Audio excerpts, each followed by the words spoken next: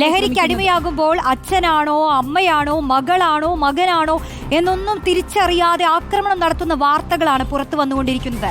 വീടുകൾക്കകത്തു പോലും ഇങ്ങനെ പെൺകുട്ടികളും ആൺകുട്ടികളുമൊക്കെ കുട്ടികൾ സുരക്ഷിതരല്ലെങ്കിൽ പിന്നെ എന്താണ് ചെയ്യുക? ഇതിൽ ലഹരിയുടെ പങ്ക് എത്രത്തോളമുണ്ട്? പൊതുസമൂഹം പ്രതികരിക്കുന്നു, കേൾക്കൂ.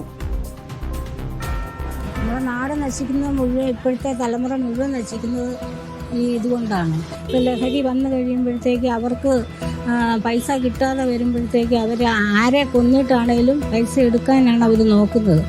അവനവൻ്റെ വീട്ടിലുള്ള ഉത്തരവാദിത്തപ്പെട്ടവർ കുറേയൊക്കെ കൂടുതലായിട്ട് മക്കളെ ആണെങ്കിലും സഹോദരങ്ങളാണെങ്കിലും ശ്രദ്ധിക്കുക. അവരെ പരമാവധി തിരുത്താൻ ശ്രമിക്കുക. എന്നിട്ട് മാത്രമേ പുറത്തുള്ളവർക്ക് അവരെ തിരുത്താൻ പറ്റുള്ളൂ. എന്ത് ചെയ്യും? എനിക്കൊരു പെൺകുട്ടിയാണ് വളർന്നു വരുന്നത്. നമുക്കിതൊക്കെ കാണുമ്പോഴത്തേക്കിനും പേടിയാ. മക്കള് ചെറുതാണല്ലോ, അപ്പം അവർ സ്കൂളിൽ നിന്ന് വരുമ്പോഴത്തേക്കും അവരോട് നേരിട്ട് ചോദിക്കാതെ അവരുടെ ബാഗ് പരിശോധിക്കുക, അവരറിയാതെ തന്നെ ആദ്യം ചെയ്യുക, പിന്നെ ഇങ്ങനൊന്നും നടക്കുന്നില്ല എന്ന് ഉറപ്പ് വരുത്തുക, അതിനുശേഷം സമൂഹത്തിലേക്ക് ഇറങ്ങുക.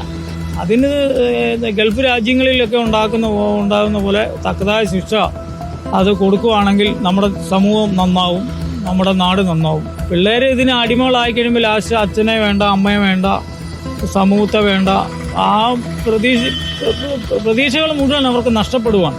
ഇപ്പം കൂടുതലും സ്നേഹിച്ച് തന്നെ വിവാഹം ചെയ്താൽ കഴിഞ്ഞ ഇടയ്ക്ക് കണ്ടില്ലേ, ഷമീറോ അങ്ങനെ പറഞ്ഞ ഒരു കൂടുതൽ സ്നേഹം ഉണ്ടായിട്ട് കാണിക്കുന്ന കാട്ടായങ്ങൾ എന്ന് പറഞ്ഞ പോലെ നമ്മുടെ പെൺമക്കളെ വെളിയിൽ ഇറക്കി വിടാൻ മേലാത്ത ഒരു അവസ്ഥ ഉണ്ടാകും.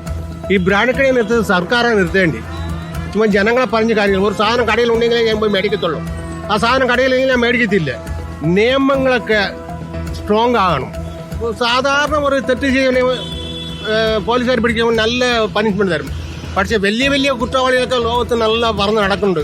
ലഹരിയെ വിൽക്കുന്നവര് ഇത്ര ദിവസം ജാമ്യം എടുത്തിട്ട് പിന്നെ ഇത് തന്നെ തുടരുകയാണ്. അപ്പം നമ്മുടെ നിയമം ഏറ്റവും ശക്തമാക്കി മാതൃകാപരമായ ശിക്ഷ കൊടുത്താൽ മാത്രമേ ഇതിനെ പേടിയില്ല. ഇപ്പോൾ യുവതലമുറ മുഴുവൻ്റെ പോകുന്ന ഇത് കിട്ടുന്ന സോഴ്സ് മുഴുവൻ ഇല്ലാതാക്കുക എന്നുള്ളതാണ് പറയാനുള്ളത്.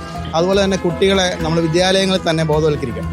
അവരൊരു പാഠ്യ വിഷയമാക്കണം. ഇതുപോലുള്ള ലഹരിക്ക് എതിരായിട്ടുള്ള അവർക്കുണ്ടാകുന്ന ആരോഗ്യകരമായ കാര്യങ്ങളെല്ലാം അവരുടെ പാഠ്യപദ്ധതി തന്നെ 8, 9, 10 ക്ലാസ്സിലെ പാഠ്യപദ്ധതിയിലെ ഒരു വിഷയമായിട്ട് കൊണ്ടുവന്ന് അവരെ ചെറുപ്പത്തിൽ തന്നെ ഇതിനോട് ബോധവൽക്കരിച്ചാൽ മാത്രമേ നമുക്ക് ഇത് മാറ്റം ഉണ്ടാകാൻ പറ്റത്തുള്ളൂ.